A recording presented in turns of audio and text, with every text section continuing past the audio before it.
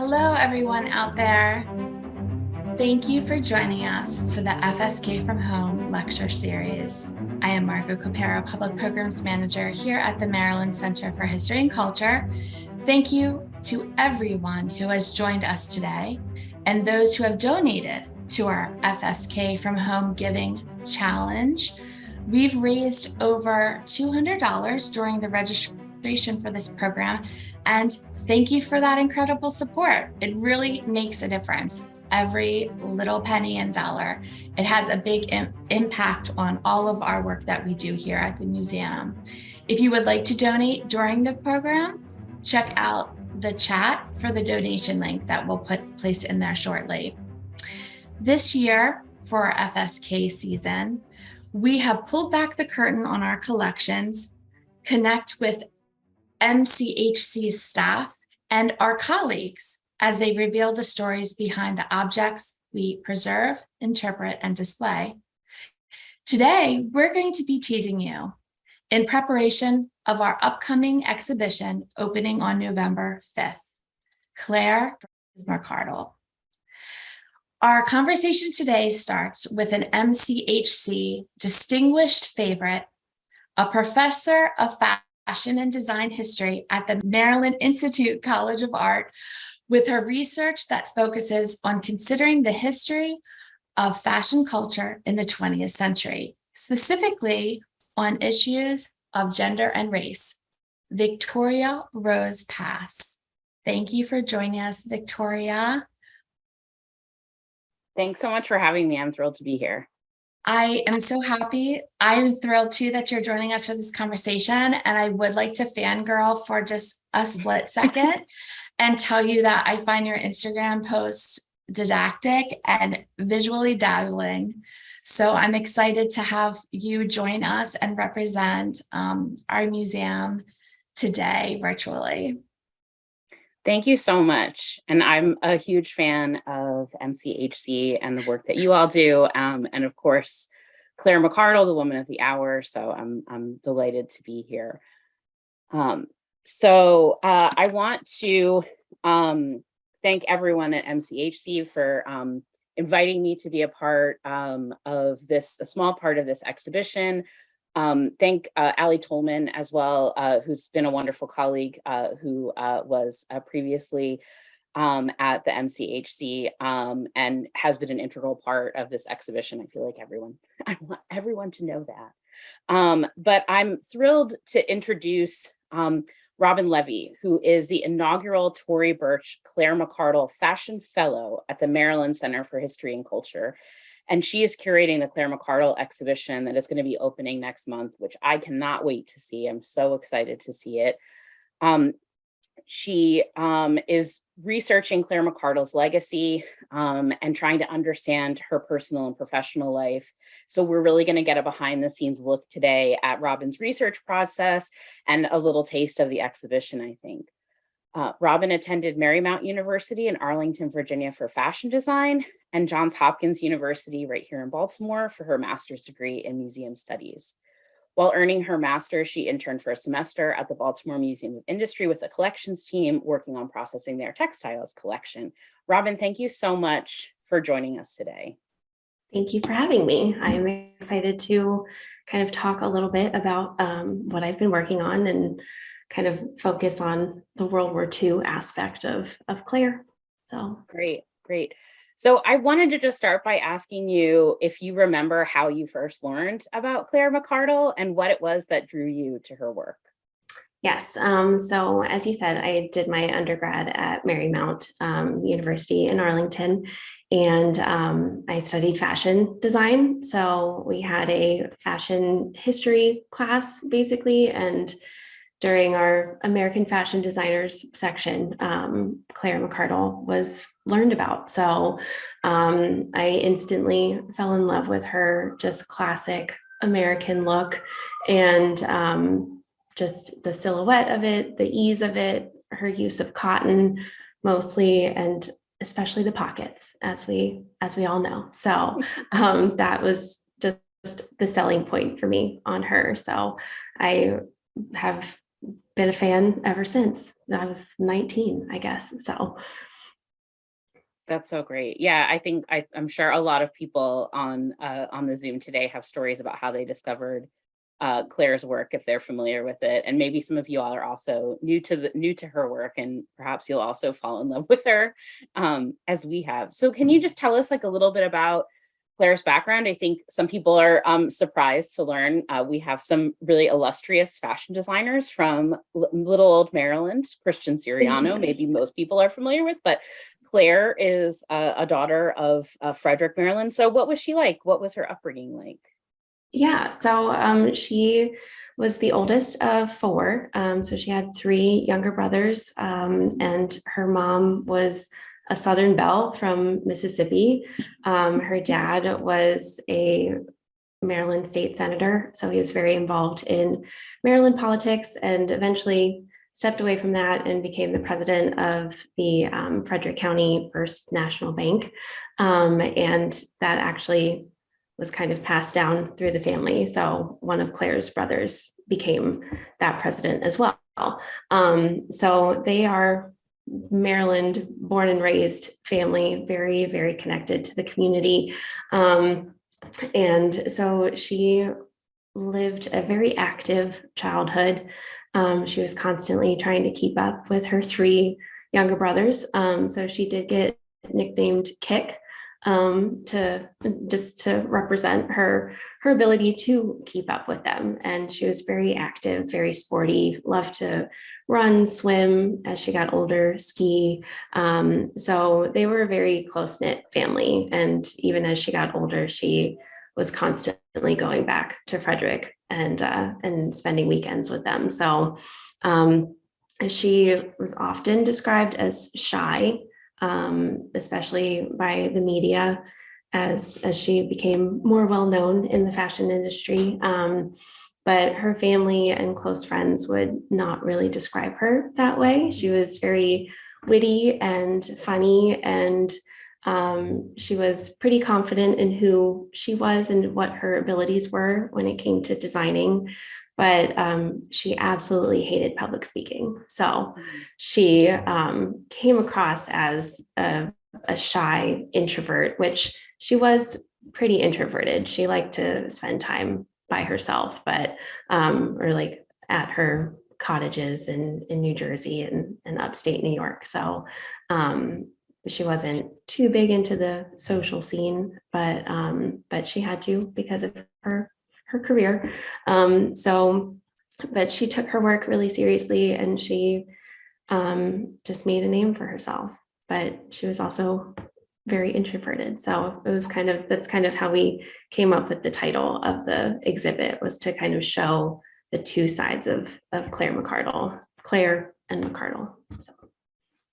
Yeah, that's interesting that she had this kind of very different sort of private life from her kind of public persona as a fashion designer. Yeah.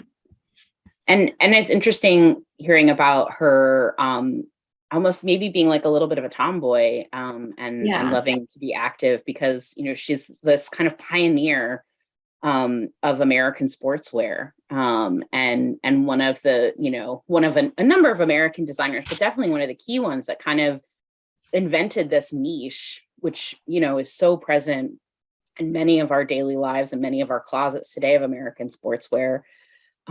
What do you think were the things that helped Claire to kind of define what to her was American style? Were there any like formative experiences that she had in kind of understanding what it was that was American about our style in the US? And do you think it had anything to do with her own kind of personal sense of what it meant to be American? Or even, since we're talking about this World War II era, which, 30s and 40s is kind of when she really started in the industry.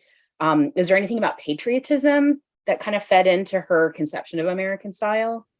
Yeah. And actually, I just realized I forgot to share my photos that I have to go along with this presentation. So let me get those up real quick. Okay. So one of my favorite stories that I found when I was reading through her letters that we have in our archives was when she did a year in Paris when she was at Parsons. for school, she had to find a cobbler that was well versed in making shoes specifically for Americans that were living in Paris. The active lifestyle of Americans was very different than that of Parisians. I'm not exactly sure how in detail, but Americans just lived a faster paced life. And so they were always on the move. And I'm sure Claire walked everywhere when she was there instead of taking transportation. And so she just wore through her shoes so quickly in the year that she was there. So, so she started to notice at a young age that Americans just wore clothes differently than they did in Paris.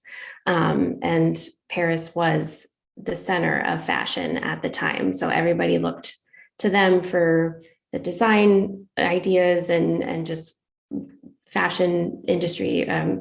Like manufacturers from America would send people to copy the designs of Paris, and they would bring them back and modify them. But it didn't quite fit how Americans wanted to live and dress themselves. But so that was kind of the beginning of her kind of creating this American look that we'll talk about more. But one of her quotes, she did a speech in 1944.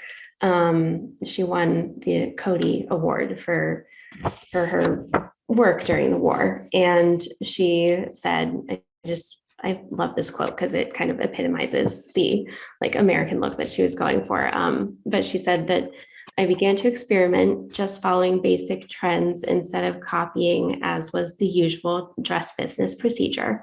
I translated what I saw into American fabrics, making them a little easier, a little more casual, a little less self-conscious, and a little more American.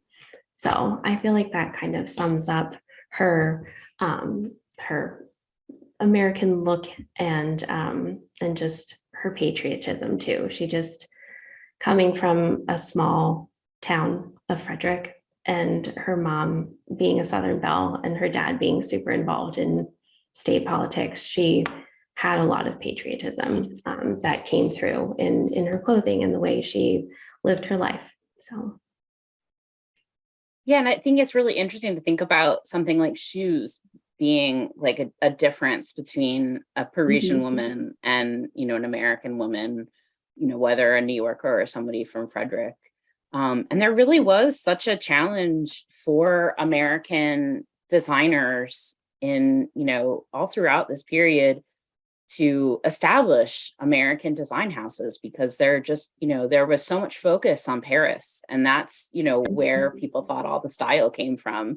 So I think it makes it all the more remarkable that McCardell was able to kind of set out for herself and create this kind of American style, because she understood how she lived her life and how the women she lived and what kinds of garments they wanted for that different kind of more active lifestyle. Yeah, exactly. She was so active herself that she just pretty much designed clothes for herself. And it just turned out that everybody else wanted those clothes too.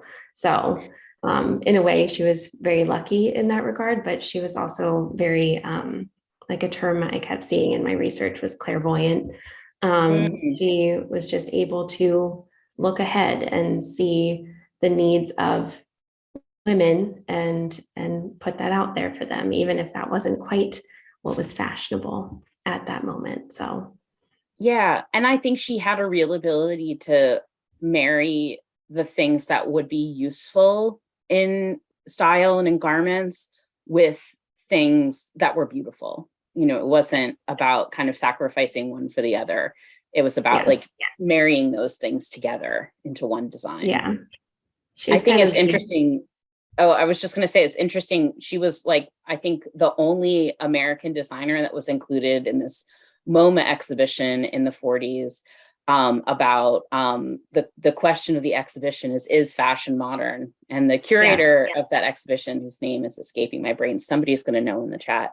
Sure. But he said, like, you know, she was the most modern fashion designer, and it was because of the way that she married utility and beauty. I think that speaks volumes about her kind of position in American design, like just like writ large.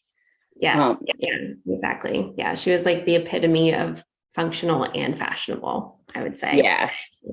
Yeah. And I think, like, in a sense, it was sort of the perfect time for her sensibility in the war years, because like that was exactly what was needed in that time. So 1942, we get the US issuing the US Production Board issuing order L85, which is the one that rations textiles. So there were huge textile shortages during the war because uniforms for soldiers were needing to be produced. Familiar to us now, supply chains were being disrupted in all kinds of ways.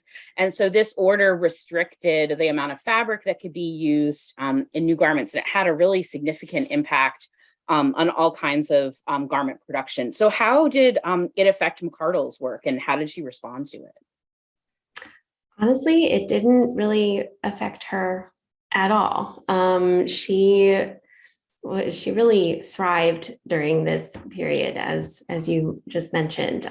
She was already very open to experimental fabrics, man-made fabrics, using different types of fabrics and materials for women's clothing. Like because of the rationing, she would use weather balloon material or children's prints or men's shirting, because that was still allowed because men needed shirts. So like she would make full dresses out of men's shirting fabric instead, mattress ticking, even lingerie fabrics. She just kind of took what was available and made it work in her designs. So with the rationing, it didn't really change her ability to design like it may have for other American designers.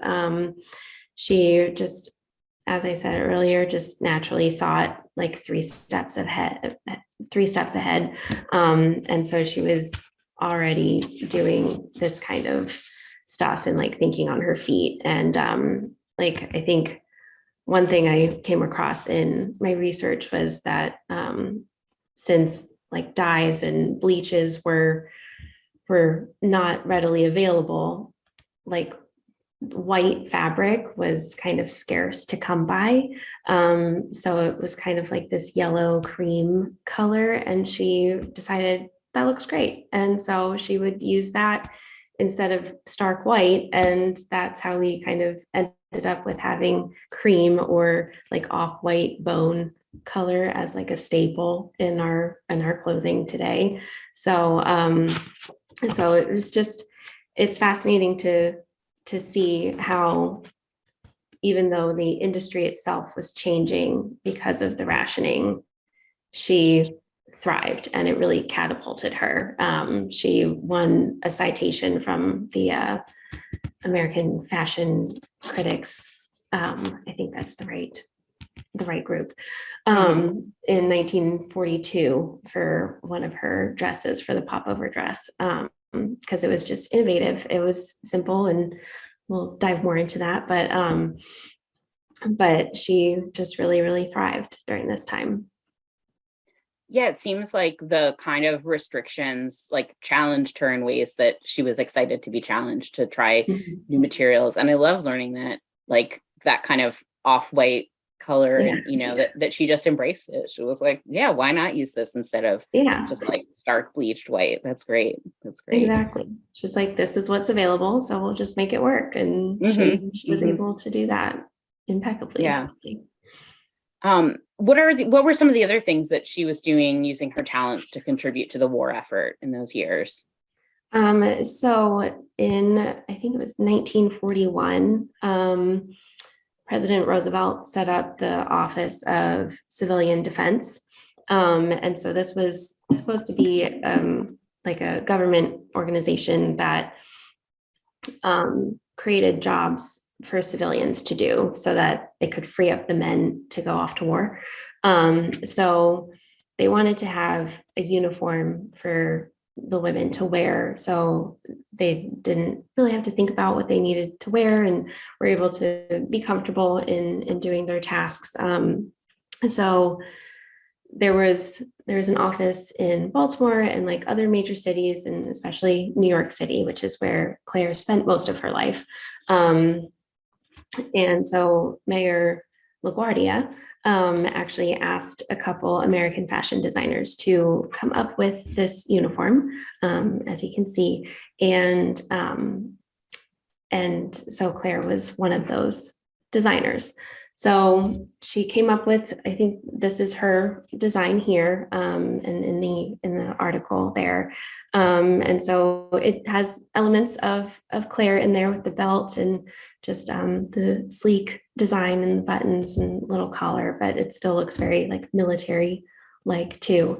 I also found that the color that it was called was defense blue, defense blue, which said is similar to Air Force blue. So makes it feel kind of military like too. So so she dove right in and joined forces with a couple other American designers and came up with this uniform for the women to wear. And First Lady had to approve everything. So she liked the design, but wanted to like take away some of the extra design elements to make it more affordable for women to be able to buy it, because she didn't want that to be a deterrent for people to want to help out their country and support the war effort. So so this just was another element of her patriotism and her very American lifestyle. So yeah, I love the idea of her consulting with Eleanor Roosevelt. Like, I want to know what those conversations were.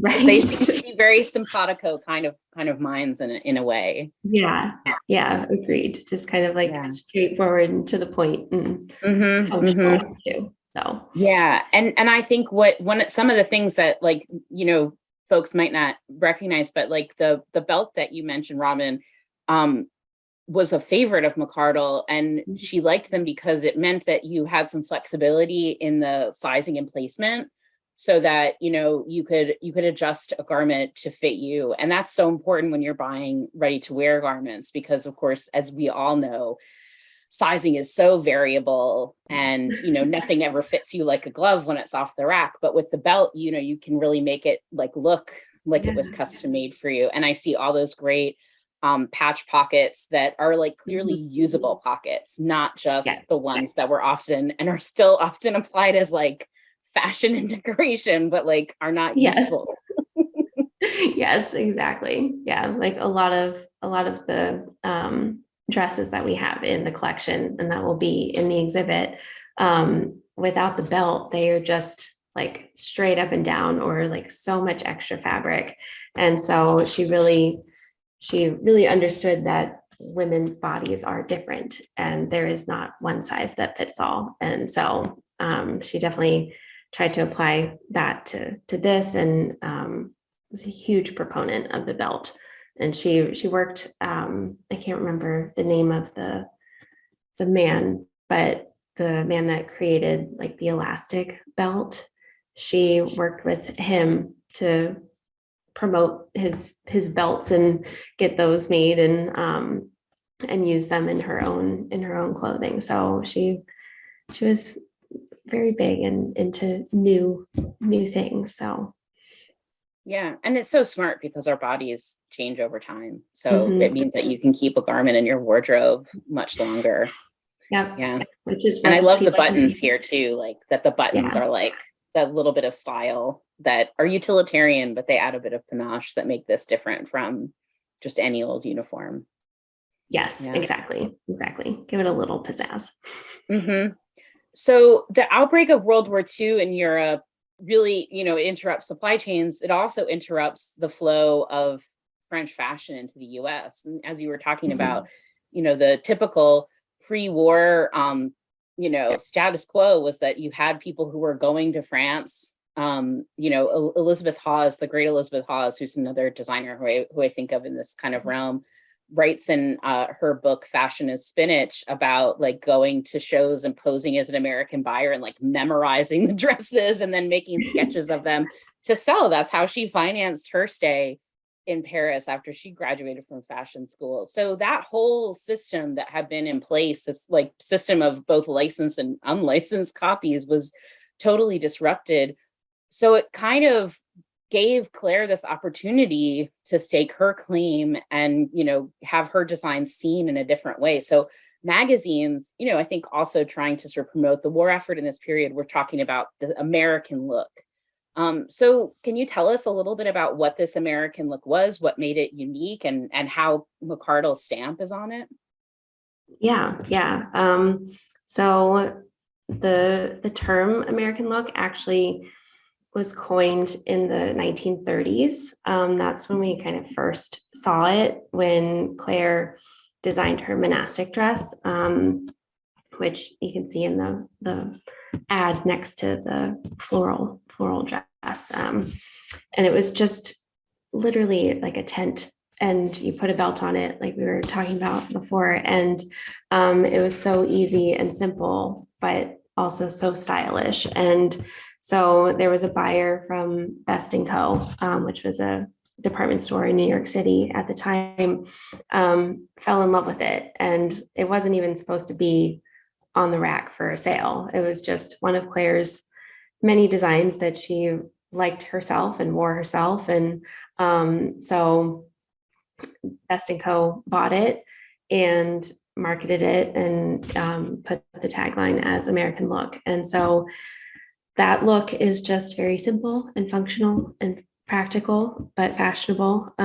Just something easy to move in and do your work in and run errands and go to work and take care of the family and make your home and all of that kind of stuff. So that was kind of when that term first came about, but then it was also the demise of Claire at the time.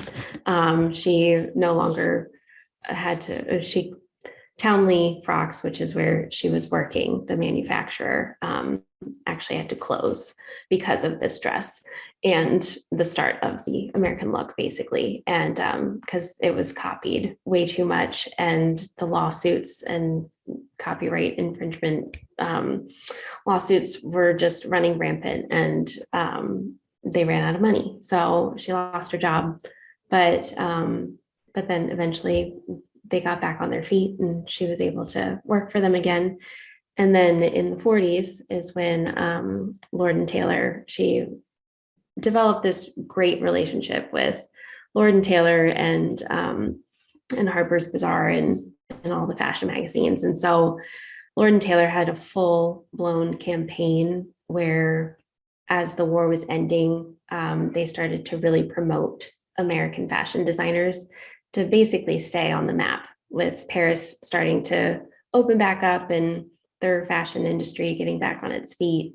America had these few years where they were being looked at. They were the ones that were the forerunners in fashion. And so they wanted to stay at the top, or near the top at least. And so she just created this look that was very easy, and with the rationing, it fit with all the rules that she had to follow too. And so one of the big things that came out of that was the popover dress, which is pretty classic American style, just a very clean line, but functional, and women could put it over whatever they were wearing in the house that day, or they also ended up just wearing it out to run errands in. So, and it came with an oven mitt, which was helpful for the housewife at the time.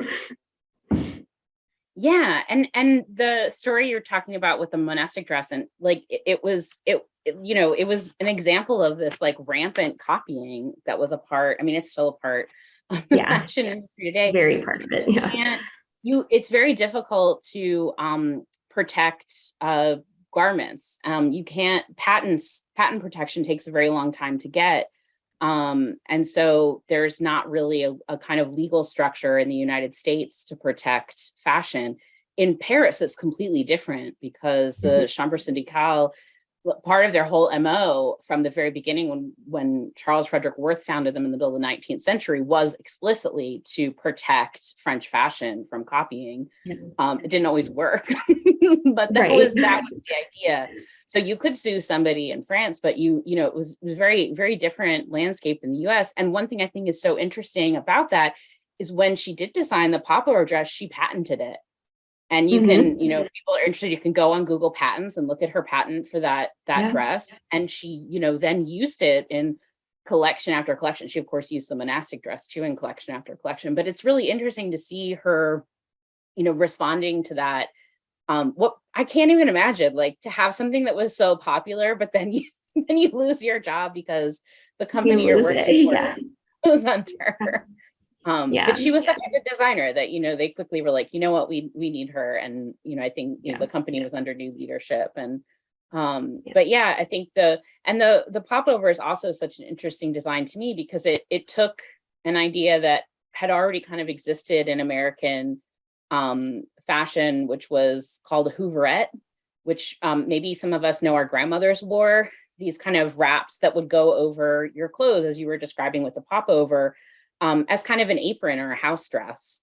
And she turned that into this beautiful garment that is fashionable enough to wear in the home, but also out of the home. And so, taking that really practical American idea and translating it into something that's beautiful and chic with that big old pocket. Yes. Can you tell us about some of her other kind of iconic designs during this period and how they reflect that design ethos that she had? Yeah. So also with the popover, the original dress was made out of denim. So you can't get much more American than that. And it sold for $6.95 at the time, which apparently is about $121 today. So still affordable, but also a little outside of my budget, but affordable. And so that was her biggest design. But then she also did a lot of bathing suits too. So she had this one bathing suit, which was the diaper bathing suit. Which you can see, that's kind of a similar style bathing suit there. And it just was one piece that went over your head and like wrapped up and buttoned. And her manufacturer did not think it would sell, but it did. And it was unlined and it was just very easy to wear and it kept its shape. It dried a lot faster than other bathing suit materials that were out there at the time. So that became a staple in her collections throughout the rest of her career. Another design was the leotard. And it was just basically a full bodysuit, legs, arms, everything. Her closest friend, Mildred Orrick, who was also a fashion designer, and they met when they were both at Parsons. It was actually her idea for the leotard, but they decided that it would sell if Claire's name was attached to the design. So Claire worked it out and did the design and figured out the construction of it. But Mildred, it was her original idea, but they collaborated together on it. So this was just an easy bodysuit, basically, that you could put a sweater over or a jumper, wear with your ballet flats, which was another design that came out of this time for her. That was in 1944, with leather being rationed. Shoes were very hard to make at that time. So ballet flats and like play shoes were the only things that you could still make freely. So she worked with Capezio, who's a huge ballet manufacturer, and she asked them to make a ballet flat out of the fabric to match her line at the time. And so her models came out in these matching ballet shoes, and women just thought they were the best thing. And she started to sell them, and she just intended them to be house shoes. She thought women would just put them on as like house slippers, but then they ended up on the streets of New York, and people are wearing them on the subway. And I think she's quoted somewhere saying that like that's not what she intended them for, but she started seeing them out on the street and she was like, okay, that's fine, that works. So but they were super comfortable and just easy. So then she also created the pedal pusher, which is also known as the like capri pants, just shorter pants, and those were intended to be worn with the ballet flats, so you could have a whole outfit going. And they also used less fabric than regular pants, so so also stuck with the rationing there. And then, as we mentioned before, like the wrap tie dress was also something that came out of this wartime. So, and we use all of these today still, which is crazy. Yeah, I mean, I'm always struck when I look at her designs, how contemporary they look. Like, you know, I can imagine my students walking into my classroom wearing a lot of these looks. You know, we think about leggings as such a recent thing, but, you know, obviously she was, and I had no idea that she was working with a collaborator. So I love that, like, the archival work that you're doing is revealing all of these stories that, you know, that we don't know, that have been kind of, you know, covered over in the annals of history, but now we're gonna get so many more of these gems. And so, like, as we're saying, you know, so many of these styles are ones that are still with us today. And I think, you know, for those of us who are, you know, fashion history nerds, McCardell is certainly a name that many of us know. Vintage hounds know her, I think, too. But because she died quite young, I think in 1952, she really didn't have the kind of long career that would lead her to be one of those names that, like, the average American consumer remembers, like somebody like Oscar de la Renta, who had such a long career. But she had such an impact on American fashion. What are the things that you think are kind of her lasting stamp on American fashion? Yeah, and she died in 1958. It was like March, March 21st or something. It was very close to like her birthday day. But yeah, she so today we can thank her for really deep pockets in dresses. That is probably my favorite aspect of her designs that we try to continue. We could definitely do better with putting pockets in women's clothing that are useful, not just like teeny pocket. Yeah.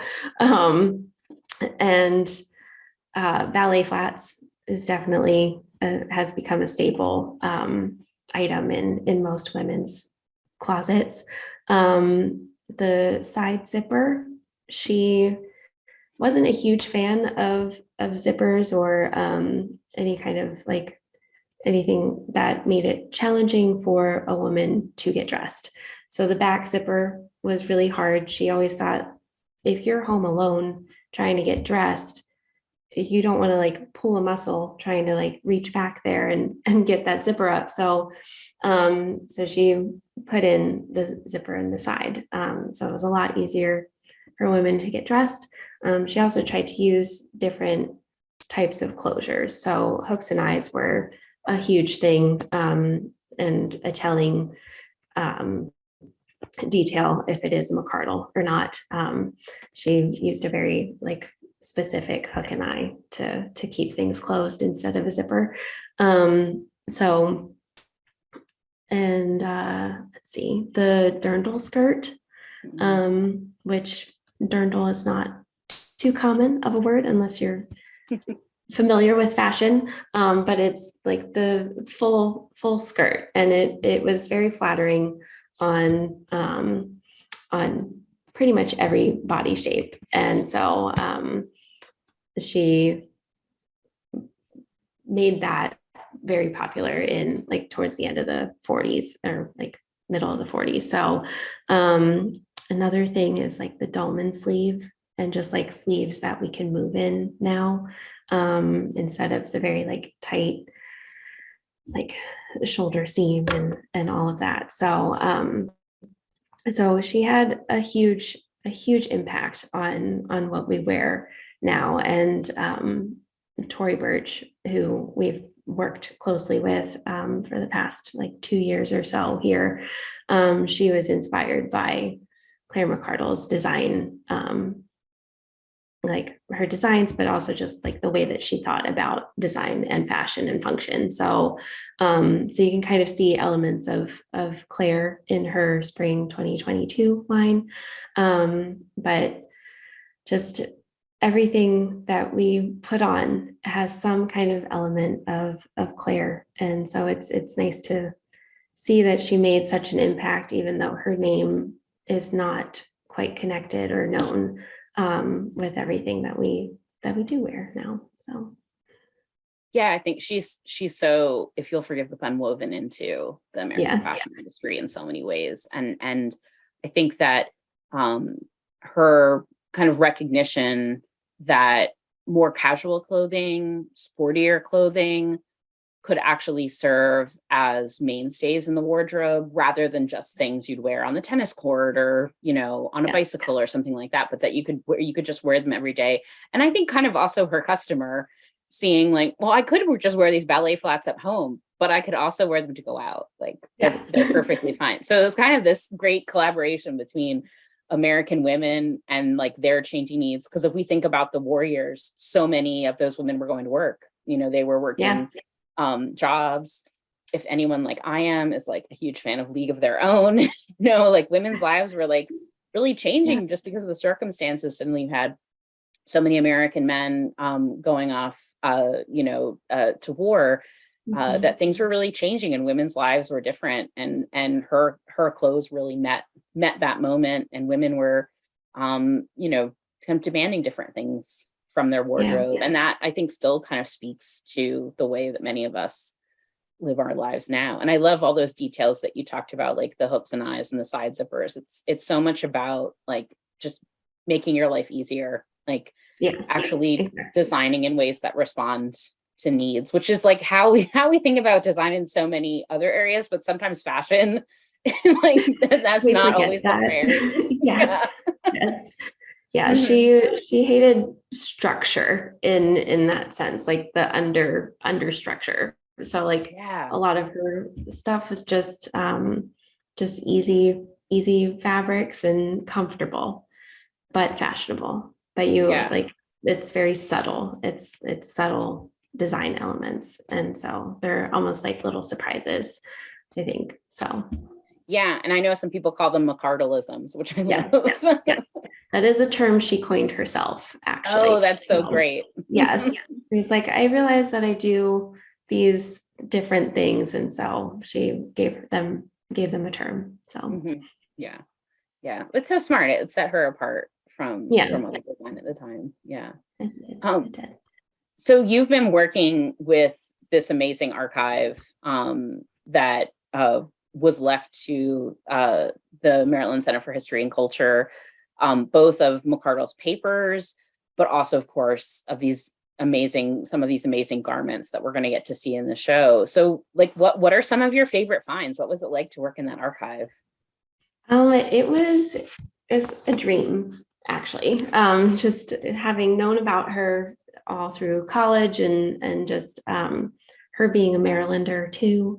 We had that connection. And so just reading through her personal letters, she wrote to her parents pretty much weekly, even into adulthood. And so just seeing that she was just a girl too, and had her parents, and she kept them informed of what she was doing, like if she had a toothache or how her weight was doing, or if she overate something, or eavesdropping on other like society ladies' conversations and what she overheard. And so it was neat to see that side of her in conjunction with like her huge design persona. So one of the really cool things that will be in the exhibit is we found her birth chart, her astrology birth chart. She had it done in 1934. And so it was just interesting to see her kind of like dive into that. I didn't find anything else that like confirmed that she kept up with astrology or anything, but just to see that she like had dabbled in that realm for a second was fascinating. So we kind of touch on that in the exhibit there, and then I think the clothing is my favorite part. Just with the fashion design background, it was so cool to be able to see up close how she put things together and her design thought process, and just finding the little hooks and eyes here and there, and just like the belt loops, so you know that there was a belt to a dress when you didn't have the belt anymore, which is something that always gets lost. So it was neat to have like that hands-on experience with her clothing. And then I think my favorite find is that Allie Tolman, she found a cassette tape of a recording of an interview of her. So got to hear her voice, which was amazing. It was like an out-of-body experience for me after having like read all her letters and done all this research on her, and to actually like hear her voice for the first time was incredible. So it's been a great experience so far, I'd have to say. That's great. That's great. And yeah, you must really get like a sense of her voice from reading all of these. Yeah. As you were saying, like the personal and the professional side of her. That's so exciting that there is a preserved is her actual speaking voice. So her actual voice. Yeah. That's great. Yeah. That's so great. Well, I want to invite folks who are on the call to ask any questions that you all might have. You can put them in the Q&A if there are things you'd like to know about more about McCardell, or questions about the upcoming exhibition. I'll say before I forget that we have an upcoming event, which I'm sure Margot will remind me of the date in the chat, but a panel discussion about McCardell. So if you want more, if you can't get enough, I'm going to be leading a panel which will include Tory Burch, and so we'll get to hear from her about the impact of McCardell on her design work, and then also from if people are fans of the wonderful podcast Dressed, we'll have also on that conversation will be April Callahan, who's one of the hosts of Dressed, and who is a fantastic fashion historian, and also Elizabeth Evitz Dickinson, who is a Baltimore-based storyteller who has written about McCardell. So it should be a super fun way of kind of continuing this conversation that we've started here, and talking a little bit more about kind of how McCardell, her history, but then also like how she's still with us in the present. Here is, let's see. So Karen asks, were Claire's designs used in film? Were there any actresses who were known for using her designs? There's I'm drawing a blank on her first name, but is it Lauren Bacall? Oh yeah. Mm-hmm.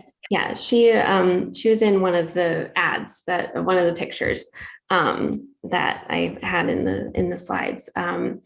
she kind of like epitomized the classic American style. And so she wore a lot of Claire McCardell's clothing. I don't know exactly names of actresses or movies that her clothes were in, but I think in conversation, Allie has like seen dresses of hers in different movies and such. So because she was so well known in the magazine industry and like the media, I'm sure she is all over the movie industry as well. So, but I do remember Lauren Bacall as a tie there. So yeah, and I think there's Lauren Bacall was a model before she was an actress in the 40s, and then she was discovered. Yeah. There is a gorgeous spread of her wearing a lot of McCardell designs, and it kind of is a natural fit for that like American aesthetic. So that totally makes sense to me. Morjean asks, did McCardell sell her designs to manufacturers, or did she work exclusively with one manufacturer, or did she own her own? She just worked with Townley Frocks. So she worked with them twice. So she started in 1932 to 1938 was her first stint with them. And it was just strictly Townley Frocks on the clothing tag. And then when they asked her to come back in 1940, she asked for her name to be on the label, which is unheard of at that time. And so Henry Geis, who was the owner of Townley Frocks, and he worked with Adolph Klein, who became one of Claire's like closest friends. He agreed to have her name on the label. So she stayed with them for the rest of her career and just sold all of her clothing and designs under Townley Frocks. So just one manufacturer. Yeah. Cool. So Pam asks, can you tell us about her collaboration with Picasso and other artists and how those collaborations came about? Yes. So in 1955, Life magazine ran an article where they asked a few American fashion designers to team up with French modern artists. And so Picasso was one, Marc Chagall, Joan Miro, I think Dufay and Legier were the artists. And so the artists created fabrics. They designed the print of the fabric, and then the fashion designers designed clothing out of the fabric. So in our collection, and which will be shown in the exhibit, we have a Picasso dress and we have a Chagall dress. And so they'll be paired together, which is something that has not been seen probably since 1955. So we're excited about that. And she was also very excited at the time. She was always so confident when it came to her designs and her clothing, but at that meeting, watching Picasso look at her designs, she was visibly nervous and excited all at the same time, which was kind of rare for her to show that kind of emotion to the public. So yeah, I could imagine being a little starstruck meeting Picasso. He was such like a towering figure in culture at that point. So yes, must have been amazing. And yeah, I think that must have been a very interesting project. It's fuller fabrics, I think, that like, you know, because it's you know, after the war years when so many of those artists were living in exile as refugees. And so it's in some ways that it's always felt to me like that project was this kind of celebration in the post-war of like the war is over and culture is kind of resuming in a certain way. So it always had this like really celebratory feeling. I had no idea that the MCHC had a Picasso dress. So I'm like, can't wait to see it. So excited about that. Beautiful. It's very I've seen the Chagall one, and it's just the fabric is just so stunning. It really looks amazing in person.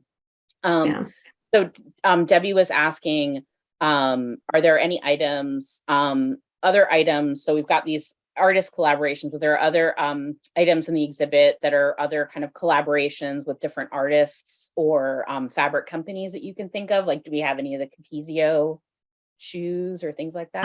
We don't have any of those shoes, unfortunately. We'd love to find a pair at some point, but we don't have any of those. I'm trying to think. I know she worked with other fabric companies, but mostly Fuller was the biggest fabric company manufacturer that she worked with. I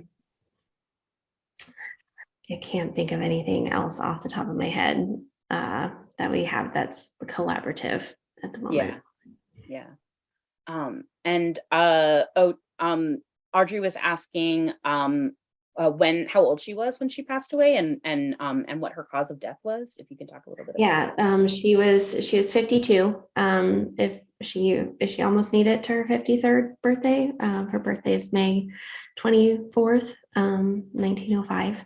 But she got diagnosed with colon cancer in the summer of 57, and it just accelerated so quickly. And so that's what ultimately took her. She worked all the way through it, though. She continued to go to the office against her doctor's orders. She would sneak out of the hospital. She just kept working. She did her baby shoes and baby clothing line during that time too. And so she even had Mildred Org sneak her out of her hospital in January to go see her last show. So she got a standing ovation when she got there because people were shocked to see her because she was very sick in January and then died 2 months later. So yeah, it was such a loss. Yeah. I didn't realize she had a baby clothing line. That's amazing. Yeah.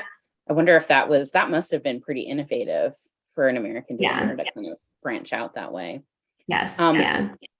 Well, we're just about out of time, but I thought I would ask just one more question. I don't know if I'm going to be able to find it again, but it flashed across my eyes and I thought it was great, which was, I'll make it a two-parter. Where did the garments that are in the collection come from? And are there any things that you wish you had in the exhibition that you don't? Most of the garments come from donations from just the people. So they are all credited in the description under each dress. So that information will be there in the exhibit when you come. And then I do wish we had the shoes, the Capezio shoes. I think that would be a fantastic thing to have. We do have a couple garments that Claire herself wore, which is exciting. And so that'll be indicated in the description too. But yeah, I think the shoes would be ideal to have, but yeah, I can imagine a lot of those got worn out. Yes, I'm sure, as most of her clothing did. That's why it's hard to find her clothes in good condition right now because people kept them and wore them for years. So yeah, I know from many of the vintage enthusiasts that I follow on Instagram that finding Claire McCardell Townley frocks is like a holy grail if you can find them. And I know lots of sewists who have worked with her patterns too. Somebody was asking about her patterns, and people have dug those up and made their own McCardells. So thank you so much, Robyn. This has been just such a wonderful conversation. Thank you so much to our audience for asking fabulous questions. And please join us again if you want to, keep the conversation going about McCardell. And Margot's just put the slide up on the screen for the opening party, November 6th. Please join us. It's going to be a fabulous event. And come see the exhibition if you can. Even if you're away, Baltimore is a fabulous city to visit in the fall. So we'd love to welcome you and have you see this fantastic exhibition. One of the first major exhibitions about McCardell in who knows how long. So it's going to be great. Thanks so much, Robyn. Yes. Thank you so much, Vicki. Thank you so much, Robyn. Thank you so much from you out there. These were great questions. And please let us see you again. Come to our opening party on November 5th and join us virtually with Tory Burch and other fashion historians on November 10th. Thank you so much and take care.